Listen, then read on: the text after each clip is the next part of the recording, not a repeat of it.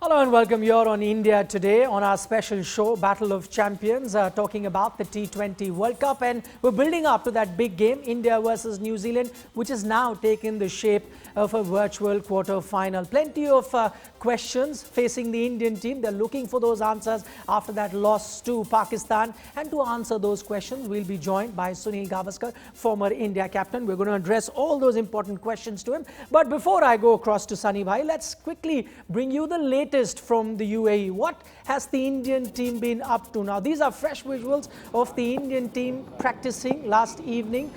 You could see Virat Kohli sweating it out, not under the sun, but under the lights, probably also getting used to the conditions.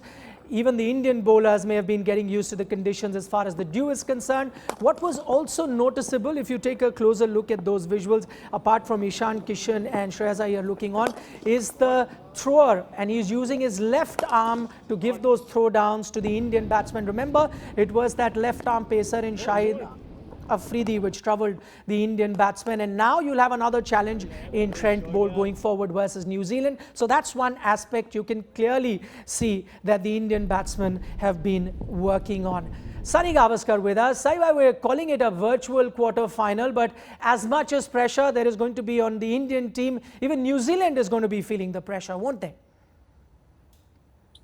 Yeah, definitely. I think because they know that unless the results in the other matches go their way, this virtually is a game where if they lose, then they're out of the tournament.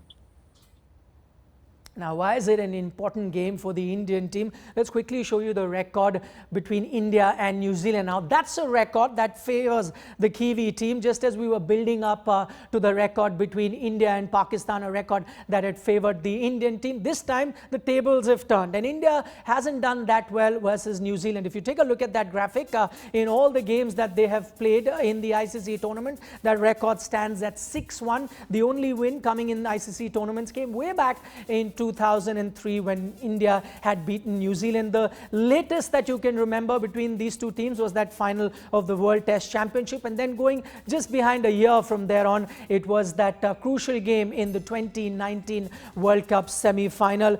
Saibai, just taking a look at that record between India and New Zealand, we all know that New Zealand tend to punch above their weight in ICC tournament, but why is it a banana skin game for the Indian team? They are a very good team. They're a very well-balanced team. Maybe not as strong in the spin department as India is, but they are a very well-balanced team. And like they showed against Pakistan for quite a while, till almost the 15th over of the Pakistan innings, they were in the game. And it's only when Asif Ali and Shoaib Malik batted the way they did in those last 4-5 overs that the game slipped from their hands. So for almost 30 to 35 overs, New Zealand were in the game. So they are going to be somebody that you cannot take lightly at all. All right, Saibai, let me refer to the record that we just showed. How much do you think that's going to be weighing on the Indian team's mind? Or would you like them to take a leaf out of Pakistan's book that beat New Zealand? Well, did it play on Pakistan's mind? No. You know, modern players only think about the next game. They focus on the next ball. They don't think about what has happened in the past. Past is history. And you just focus on the next game. And that's exactly what India will be doing. Also, India will be remembering that last year when they were in New Zealand, they beat New Zealand comprehensively in the T20 tournaments. If I recall correctly, 2020, February, March, they won all the 5 T20s, out of which 2 of them went to a super over, and yet India won. Right, encouraging words there from Sunil Gavaskar as far as that head-to-head record is concerned between India and New Zealand. But let's, as I was saying, let's bring you the latest of what's happening with the Indian team. We showed you Virat Kohli hard at work. Now, these are very important visuals that we've got from the UAE. Hardik Pandya bowling in the nets. We saw him bowl a day before as well, but 2 days in a row, we've seen him bowl. Not quite full tilt. Now, that's one thing that you can clearly see from those visuals. But probably because it's practice and he's not giving it his best, but he's rolling his arm over, as you can see. Plenty of balls that he bowled in the net session. That's a welcome change compared to what he was doing a day before. Slightly more in rhythm, he seems like, bowling here than what we saw of him a day before. And of course, far better than what we've seen of Hardik Pandya before that. A player that hasn't been bowling at all and purely playing as a batsman in the Indian team. Okay, Sunil Gavaskar is still with us. Sunil, one thing is, bowling in the nets. The other thing is match fitness. Would you risk Hardik Pandya, who's just bowling in the nets, to bowl in the match and be dependent on him? Look, he's going to be a sixth bowler. He's not going to be a fifth bowler. So he's an option. So if he's bowled a little bit in the nets, that's a very encouraging sign. In case one of the bowlers gets hammered, then he comes in and slips in a couple of overs. That's what I think the team management will be looking for. Okay, Hardik Pandya bowling in the nets is not the only piece of good news. The other bit that we saw in the Pakistan game, and if there's one positive that you can take from that encounter, that was Virat Kohli's batting. Once again, he's been hard at work in the net, and that is going to be very, very crucial going forward, considering the match against New Zealand is going to decide India's future in the tournament. That's why Virat Kohli would once again have to shoulder all the burden of the batting order. So clearly Virat Kohli there seems to have found his mojo, but what's ailing Bhuvneshwar Kumar? Because just some time ago, about 2 years ago, he was the go-to bowler for India in white ball format, but hasn't been himself quite ever since. Sai, what do you reckon? What's ailing him? We know he's coming back from an injury. The only thing missing is probably self-confidence. Remember, this format is a format where the bowlers get hammered. It's pretty impossible for anybody to bowl 4 overs for an average of maybe 5 or 6 runs over. Yes, Adam Zampa did that just a couple of days back, taking 4 wickets for 12. But clearly, I think Bhuvneshwar Kumar is short of match practice and short of confidence. But I'd still go with him because of his experience. Because, look, this is a crucial game. Like I said, you don't want to make too many changes. Very interesting. Sai says that he'll still go with the Bhuvneshwar Kumar because of his experience. Okay, that apart, any other likely changes you see for the Indian team?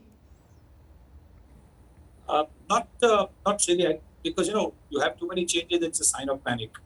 The only thing is, I would like to maybe if Hardik Pandya is not going to be able to bowl, then maybe I'd like to see Ishan Kishan coming in his place. Because Ishan Kishan has been in very good form. He can be the finisher that Hardik Pandya has been in earlier times for India, but this time around in the IPL as well, Pandya's form was not great. So if he's not going to be bowling, then I think maybe Ishan Kishan would be a better option.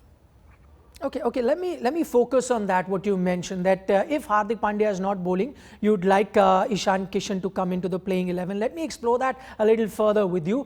If Ishan Kishan was to come in, would you like him to bat at the top of the order? In which case, KL Rahul comes at number 4, or would you like Ishan Kishan to take what Hardik Pandya's position is at number 6? No. Why would I want to drop somebody who was the second highest scorer in the IPL opening the batting? KL Rahul was there, so I think we don't want to disturb too much of stuff. We only change if at all. Like I said, only if Hardik Pandya is not bowling, then maybe you want to have Ishan Kishan, and he can be a floater. He can be batting somewhere at 4, 5, or 6. Because I know 3 is going to be Virat Kohli's place, but at 4, 5, or 6 he can come in. Thanks so much for those insights, Sunny Bhai. We'll leave it at that, but we look forward to your company going forward because 2 very crucial days are coming up for the Indian cricket team. As we've been talking, it's that virtual quarter-final versus New Zealand. And there's one game tonight that's going to play a very important role as to what happens between India and New Zealand, because this is a game for Pakistan and Afghanistan for an opportunity to top the table. Now remember, Afghanistan has won only 1 game, but their run rate is better than Pakistan at the moment. So in which case, if they were to win this encounter, they go on top, and that would set the cat amongst the pigeon. Because remember, for the Indian fans, it would be better if Pakistan wins. They go clear, India-New Zealand fight. But if Afghanistan was to win this game, then you'd have a 3-way fight between New Zealand, India and Afghanistan. And that's something that Indian fans would ideally not like. I'm afraid that's all the time that we have on the show this evening. Thanks so much for watching. You are watching Battle of Champions.